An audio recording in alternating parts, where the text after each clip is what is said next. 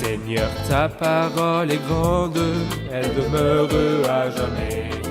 Ta parole est infaillible, rien ne peut la supprimer. Bienvenue à vous, chers spectateurs, ainsi qu'à tous nos spectateurs dans le monde entier, dans un nouvel épisode de notre émission d'études quotidiennes Toute la Bible, dans laquelle, par la grâce de Dieu, nous étudions tous les livres de la Bible, de la Genèse à l'Apocalypse. Dans notre étude du livre des Psaumes, deuxième livre poétique de l'Ancien Testament, nous en sommes aux psaumes 30 et 31. Avant de commencer notre étude, je vous encourage à préparer votre Bible et à prendre des notes et nous répondrons volontiers à toutes vos questions. Permettez-moi tout d'abord d'accueillir notre invité qui est avec nous au studio, le serviteur du Seigneur, le frère Youssef Riyad. Bienvenue, Merci frère beaucoup, Youssef. frère Hayat. Bienvenue aussi à nos invités, honorés de vous avoir. Frère Youssef, le psaume 30, quel est son thème? Quelle est son idée principale? En fait, nous pouvons l'appeler psaume de louange. Il est divisé en deux parties.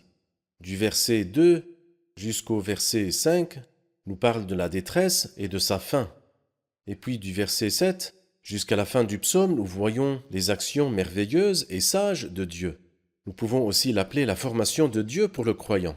Dieu fait passer le croyant par différentes circonstances et son intention de cela est de le rendre toujours plus dépendant d'absolument rien d'autre que de Dieu lui-même. La première partie est donc la détresse et la délivrance, ou la détresse et le salut. La deuxième partie parle du dessein de Dieu dans la détresse, du but de la formation de Dieu. C'est vrai. Pourriez-vous commenter et expliquer le titre « Psaume, chant pour la dédicace de la maison » de David? Quelle en était l'occasion?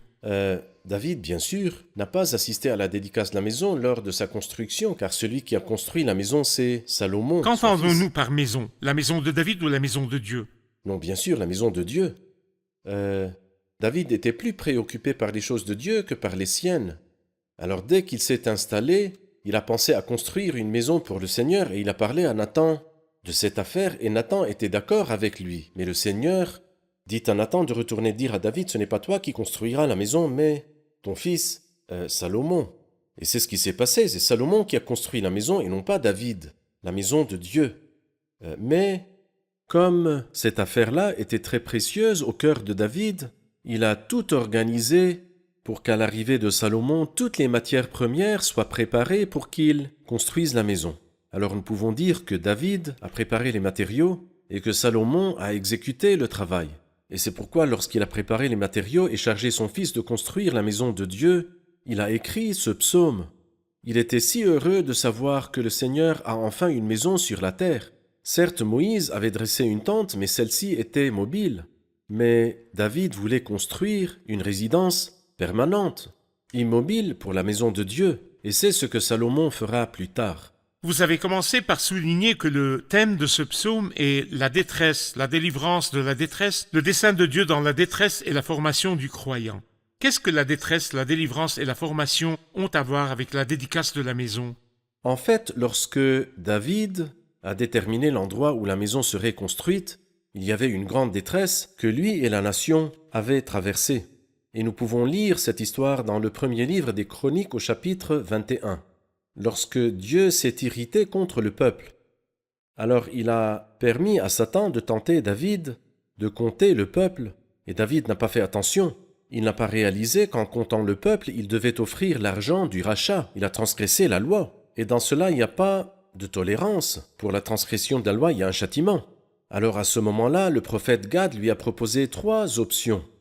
Il lui a dit 3 mois de guerre, 3 ans de guerre, ou 3 mois pendant lesquels tu seras atteint par tes adversaires et poursuivi par eux, ou bien 3 jours de peste. Et David était vraiment un homme selon le cœur de Dieu. Et il a dit une belle expression, il vaut mieux tomber entre les mains de l'Éternel, car ses compassions sont grandes, et ne pas tomber entre les mains des hommes. C'est à partir de ces conditions que la maison a été construite, car après cela, quand l'épée du destructeur a commencé à moissonner le peuple, le Seigneur eut compassion et pitié, et dit à l'ange, cela suffit.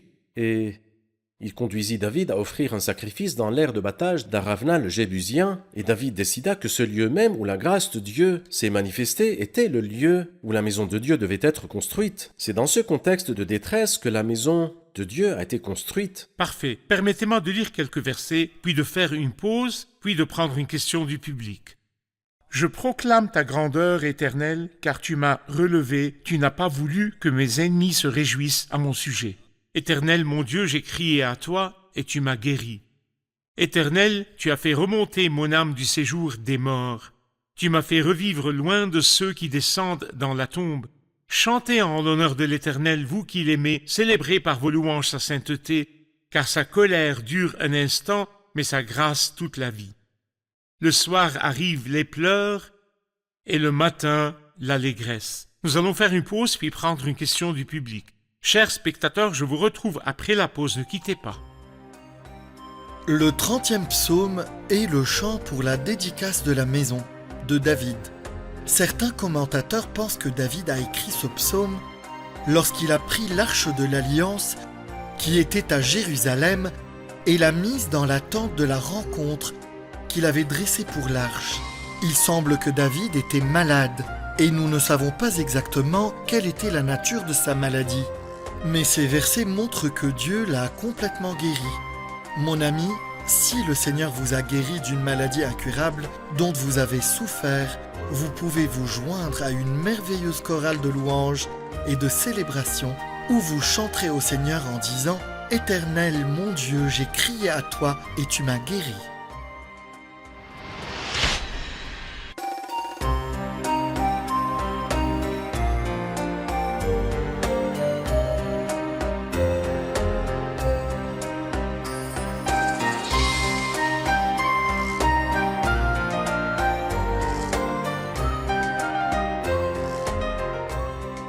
Nous revoici, chers spectateurs, pour prendre une question du public.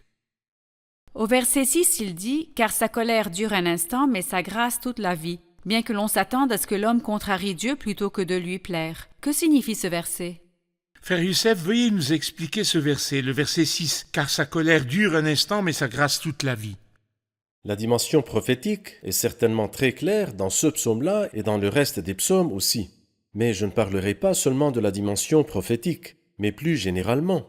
Dieu permet parfois que nous traversions des circonstances difficiles.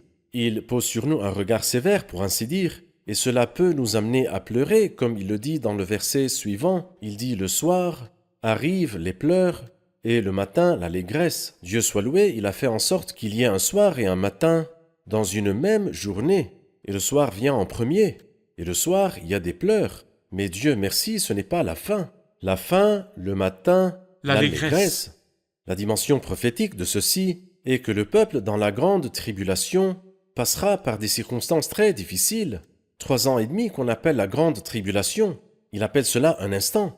Mais sa grâce toute la vie, qui est le règne millénaire, est ce qui s'en suivra. Et je pense qu'il y a un verset dans Ésaïe 54, verset 7. Ce verset nous donne cette même idée. Lorsqu'il dit dans Ésaïe 54, 7, « Pendant un court moment je t'ai abandonné, mais c'est avec une grande compassion que je t'accueillerai. Dans un débordement de colère, je m'étais un instant caché à toi, mais avec un amour éternel, j'aurai compassion de toi, dit l'Éternel, celui qui te rachète. » Alors donc ce reste pieux passera par une grande tribulation, mais quand elle sera passée, elle semblera durer un moment, ou bien un instant, mais après cela, ils jouiront de la faveur du Seigneur, bien sûr grâce au sacrifice du Christ. Vous avez donc mentionné l'aspect prophétique Oui. que, dans la pratique, nous pouvons apprendre de ce psaume, que toute souffrance par laquelle le croyant passe dure un instant, Oui. mais qu'elle sera suivie de bénédictions.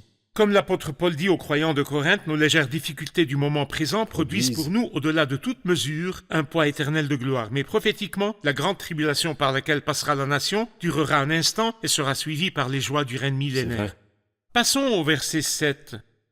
Selon votre division de ce psaume, c'est la deuxième partie, le dessein de Dieu dans la formation du croyant dans la tribulation. Où le voyons-nous dans ces parties? C'est-à-dire lorsque nous lisons les versets 7 jusqu'à 13, nous remarquerons que l'attitude du croyant continue d'évoluer. Il commence par la tranquillité. Il dit « Je disais, dans ma tranquillité, je ne serai jamais ébranlé. Éternel, par ta grâce, tu avais affermi ma montagne. » Quelque chose de très glorieux, absolument parfait. Immédiatement après, tu t'es caché et j'ai été épouvanté. Il passe toujours immédiatement d'une chose à son contraire. Oui. Éternel, j'ai crié à toi, j'ai imploré l'Éternel. Que gagnes-tu à verser mon sang, à me faire descendre dans la tombe? Écoute, Éternel, aie pitié de moi. Le résultat était au verset 12. Et tu as changé mes lamentations en allégresse. Tu m'as retiré mes habits de deuil pour me donner un habit de fête. Ainsi mon cœur chante tes louanges. Et ne reste pas muet. Il y avait donc de bonnes circonstances qui se sont transformées en circonstances difficiles et qui sont redevenues bonnes grâce à la prière. Et cela nous rappelle l'aigle et ce qu'il fait avec ses petits.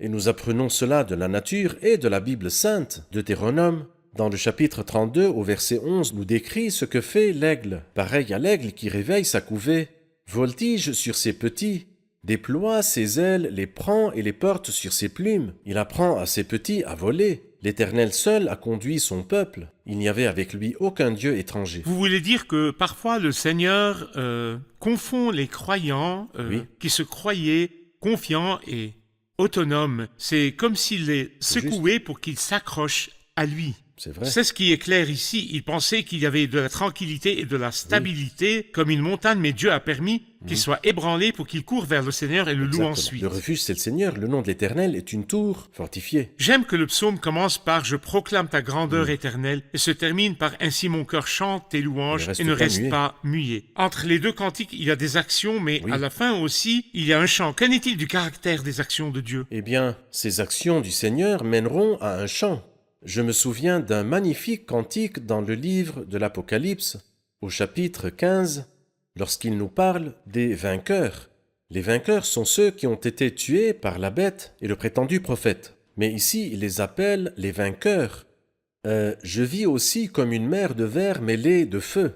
Ceux qui avaient vaincu la bête, son image et le nombre de son nom, chantaient en disant « Tes œuvres sont grandes et extraordinaires, Seigneur Dieu Tout-Puissant, tes voies sont justes et véritables, Roi des nations. » Ils ont eu des conditions difficiles, à savoir la grande tribulation. Ils sont entrés dans une mer de verre mêlée de feu, c'est-à-dire le feu de la tribulation. Mais quand tout fut terminé, ils dirent que tes voies, tes œuvres, tes merveilles sont extraordinaires, Seigneur.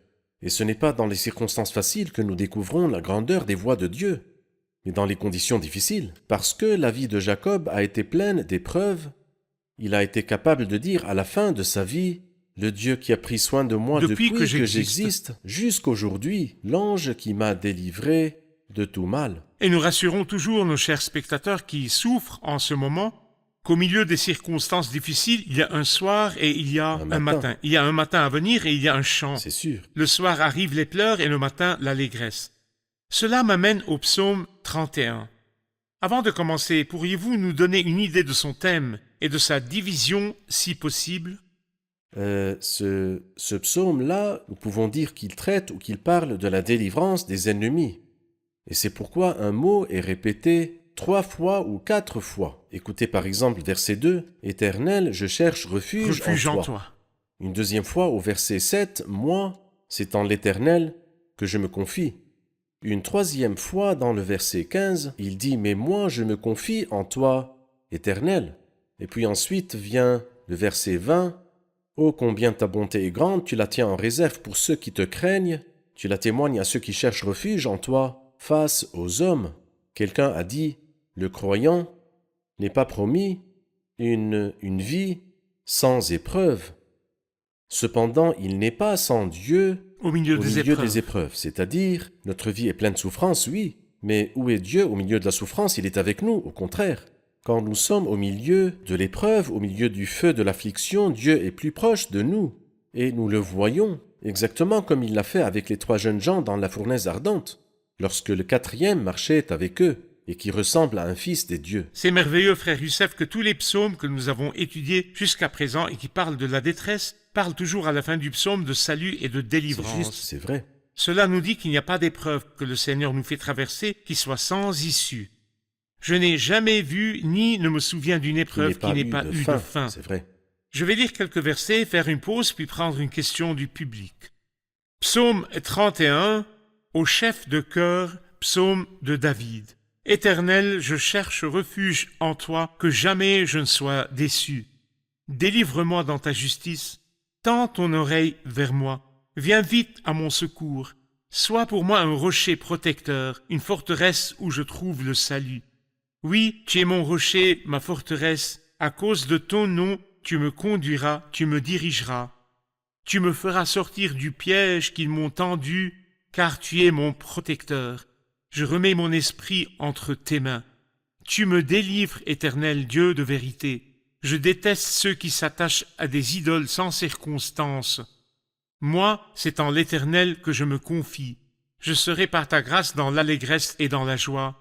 Car tu vois ma misère. Tu connais les angoisses de mon âme.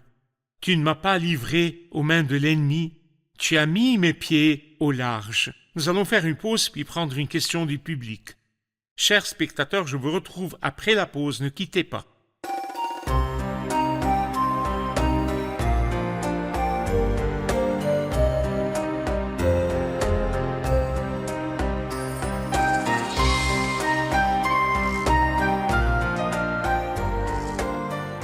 Nous revoici, chers spectateurs, pour prendre une question du public. Frère Youssef nous a dit que la Psaume 31 parle de la délivrance des ennemis. Nous voulons savoir qui parle, qui sont les ennemis du croyant et comment peut-il en être délivré. Parfait. Qui parle ici dans ce psaume et qui sont les ennemis, frère Youssef? Nous avons déjà compris, frère Ayad, que les psaumes ont une triple application historique, pratique et prophétique. Alors pour l'historique, David, l'auteur de ce psaume, avait-il des ennemis? Oui, il avait beaucoup d'ennemis. Et nous avons déjà étudié et médité le psaume 18. Lorsque Dieu a sauvé David des mains de tous ses ennemis, il avait beaucoup d'ennemis. Pour nous, si nous l'appliquons à nous-mêmes, nous n'avons pas vraiment d'ennemis humains.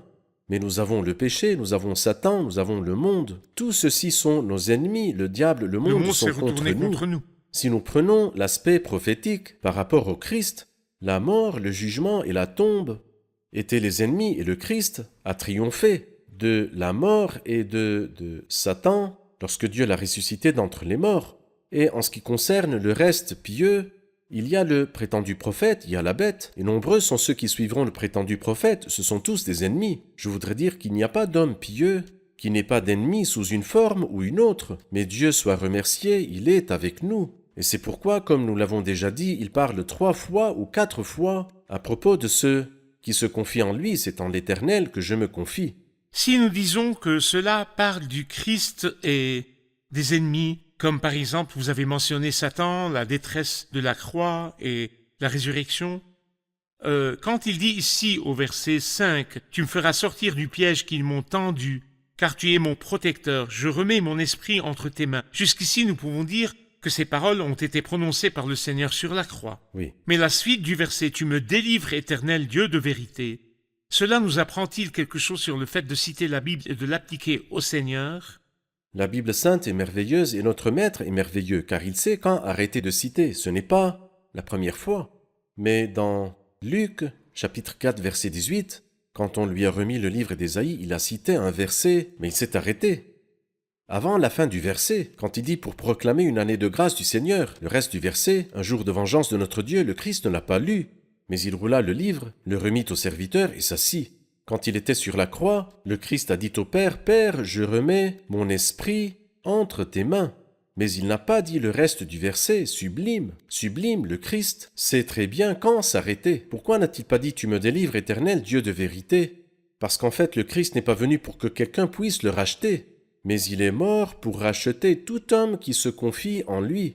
Par exemple, Isaac avait besoin que quelqu'un meure à sa place. Et en effet, Dieu a montré à Abraham un bélier retenu par les cornes dans un buisson pour racheter son fils par un grand sacrifice. Mais y avait-il quelqu'un qui rachèterait le Christ et mourrait à sa place, comme certaines personnes qui ne comprennent rien à rien, disent que le Christ n'est pas mort et que quelqu'un d'autre est mort à sa place? La vérité est que le Christ est venu pour mourir. C'est vrai. Non pas pour que quelqu'un d'autre meure à sa place, mais pour qu'il meure lui-même pour les milliers de personnes qui ont mis leur confiance en lui. Comme la Bible sainte est merveilleuse, il dit « Père, je remets mon esprit entre tes mains comme celui qui fait naître la foi et l'amène à la perfection », mais il ne dit pas « Tu me délivres », parce qu'il est venu justement pour racheter et non pas pour être racheté. Le Christ citait donc les parties qui s'accomplissent en lui. Très Tout bien. comme ici, il n'a pas cité la partie concernant la rédemption comme s'il n'avait pas besoin d'être Pas du acheté. tout. Tout comme à la synagogue de Nazareth, Parfait. il a roulé le livre sur l'année de grâce du Seigneur vrai. et n'a pas parlé du jour de Très bien. vengeance. Il y a de la sagesse dans le C'est texte. juste. Et c'est le vrai. livre de Dieu, Très bien. inspiré de Très Dieu. bien. Très bien. J'aimerais lire encore quelques versets à partir du verset 10. « Aie pitié de moi, Éternel, car je suis dans la détresse. J'ai les yeux, l'âme et le corps rongés par le chagrin. Ma vie s'épuise dans la douleur et mes années dans les soupirs. Ma force faiblit à cause de ma faute et mes os dépérissent. Tous mes adversaires ont fait de moi un objet de honte, de grande honte pour mes voisins, et je fais peur à mes amis. Ceux qui me voient dans la rue s'enfuient loin de moi. Je suis oublié, effacé des mémoires, comme un mort. Je suis comme un objet qui a disparu. J'apprends les mauvais propos de plusieurs. Je suis assailli de terreur quand ils se concertent contre moi et complotent de m'enlever la vie. » Ces mots difficiles, quel genre de souffrance décrivent-ils, que ce soit pour le reste pieux ou pour le Christ lorsqu'il a souffert?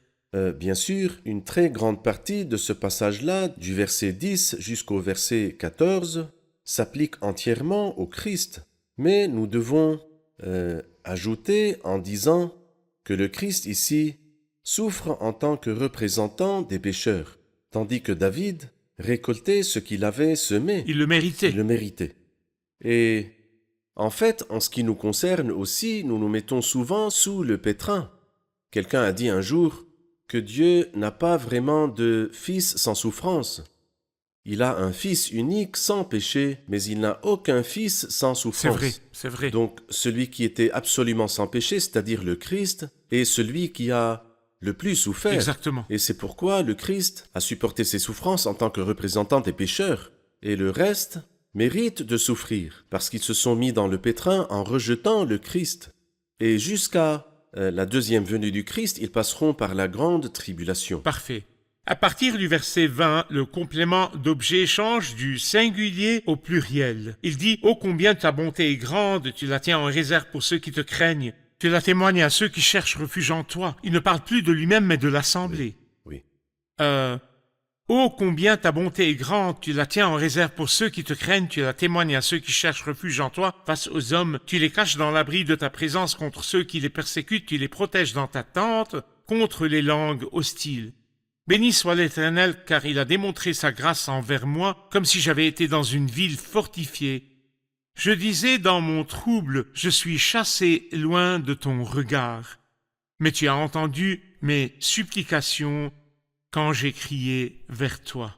Le langage a changé, le ton a changé, le locuteur ou la destination des mots a changé. Que voyez-vous à la fin du psaume? Eh bien, toujours le dernier mot ne revient pas à la souffrance, ni au soir, ni au péché. Mais le dernier mot revient à Dieu qui veut la bénédiction et le bien pour nous. Et c'est pourquoi chaque croyant pourrait passer par des circonstances difficiles. Cependant, les circonstances difficiles n'ont pas le dernier mot. Lorsque Dieu a voulu rassurer l'ange de l'église de Smyrne, il lui a dit ces paroles, « Ne redoute pas ce que tu vas souffrir. » Puis il lui a dit, « Vous aurez 10 jours de détresse. » Et le nombre 10 signifie « autant que vous pouvez supporter ».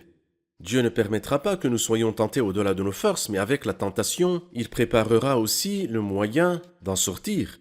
Mais sois fidèle, et même si cela te mène à la mort, je te donnerai la couronne de vie. Être fidèle au Seigneur, supporter patiemment la souffrance que le Seigneur vous permet d'endurer, Dieu doit vous en récompenser et vous donner la couronne de vie. C'est bien que dans la partie précédente, il est parlé de la bonté et parlé de la miséricorde, et qu'il est dit que le Seigneur entend ses supplications. Oui. Ce sont toutes des bénédictions pour nous oui. au moment de la détresse. Mais il termine le psaume par ces mots merveilleux. « Aimez l'Éternel, vous, tous ses fidèles. Fortifiez-vous et que votre cœur s'affermisse, vous, tous qui espérez en l'Éternel. » Comment les actions de Dieu nous mènent à aimer le Seigneur tout en nous fortifiant et en nous affermissant? Eh bien, j'aime beaucoup le verset du psaume 18, le psaume 18 que nous avons déjà étudié. Il commence par dire « Je t'aime, Éternel, ma force ».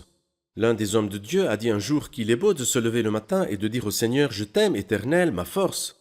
Qu'il entende de vous que vous l'aimez. Ici, David ne dit pas seulement « Je t'aime, Éternel », mais aussi « Aimez l'Éternel, vous, tous ses fidèles ». Lorsque nous voyons ses actions, sa sagesse, son attention à notre égard, Bien plus qu'une mère qui prend soin de son enfant, bien plus qu'un père qui a de la compassion pour son fils, eh bien ces actions nous conduisent à aimer le Seigneur, aimer l'Éternel. Vous tous ces fidèles, il conclut en disant « Fortifiez-vous et que votre cœur s'affermisse, vous tous qui espérez l'Éternel. » Et c'est peut-être la meilleure chose à laisser à chaque téléspectateur qui est confus, troublé ou effrayé. Fortifiez-vous et que votre cœur s'affermisse, vous tous qui espérez l'Éternel. Que Dieu vous bénisse, frère Youssef. Que Dieu Je suis vous très garde. reconnaissant de Que vous Dieu vous avoir bénisse. avec nous dans cet Amen. épisode. Passons maintenant aux commentaires du public. Qu'avez-vous appris des psaumes 30 et 31 ? Il n'y a pas de détresse qu'un croyant traverse sans que le Seigneur ne le bénisse énormément et ne le forme. J'aime bien, sa colère dure un instant, mais sa grâce toute la vie. Il est le Dieu de l'amour, aussi nombreux que soient nos péchés, mais sa colère est incomparable à sa faveur envers nous dans notre vie. Rien n'est plus beau qu'une vie de dépendance à l'égard de Dieu, car elle m'apprend que dans chaque situation et dans chaque chose, même si c'est quelque chose que je comprends déjà et que je connais, quand je m'appuie sur le Seigneur, il me protège de ce que je ne vois pas. Que Dieu me protège de me dire un jour « Je ne serai jamais ébranlé ». Dans ce cas, Dieu permettra une tentation d'un instant pour que je lui dise « C'est en toi que je cherche refuge, Seigneur ». Si Dieu permet la détresse, celle-ci sera limitée et durera un instant. Comme nous l'avons entendu, 10 jours de détresse, et puis, le matin, l'allégresse. Parfait. J'aime le dernier verset sur l'espérance en Dieu. Espérer est vraiment difficile, mais nous n'avons jamais espéré en Dieu sans qu'il nous gratifie d'une grande récompense et nous montre des merveilles qu'il fait pour nous. Merci, que Dieu vous bénisse. Merci, frère Youssef, que Dieu vous bénisse. Chers spectateurs, vous qui souffrez ou qui êtes dans la détresse et qui avez foi dans le Seigneur, je vous le dis, le soir arrivent les pleurs et le matin l'allégresse. Peut-être êtes-vous sur votre lit de malade en train de nous regarder, peut-être êtes-vous seul, sans personne pour prendre soin de vous, peut-être êtes-vous paralysé et immobile, peut-être persécuté, peut-être opprimé, peut-être calomnié. J'aimerais vous dire, si la nuit noire vous entoure, le soir arrivent les pleurs et le matin l'allégresse. Très bientôt le Seigneur viendra et nous entrerons dans le jour éternel et là nous ne nous souviendrons plus des difficultés de la vie. Là les ennemis et les souffrances seront absents et le cœur sera heureux dans la demeure de la paix et toutes les difficultés actuelles ne sont que de légères difficultés du moment présent. Mais il y a là la gloire éternelle et un poids éternel de gloire. Soyez patients, gardez le silence devant l'Éternel et espérez en lui. Je vous revois dans le prochain épisode. Que le Seigneur vous bénisse.